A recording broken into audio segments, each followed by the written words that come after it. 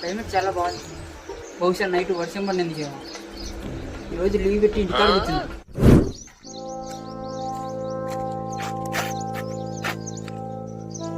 ఏమైందన్నా మొహం అలా పెట్టావు? ఏం లేదురా, రాత్రి వర్షం వల్ల చేతికొచ్చిన పంట నేలపాలైందిరా. ఈసారి పంట చేతికొచ్చింటే మాడి పళ్ళతో నా అప్పంతా తీరుతుందిరా.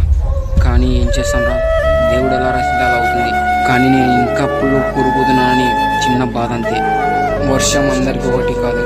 మీరు ఆనందంగా ఉన్నారంటే ఖచ్చితంగా ఒకడు బాధపడుతూనే ఉంటాడు. Please like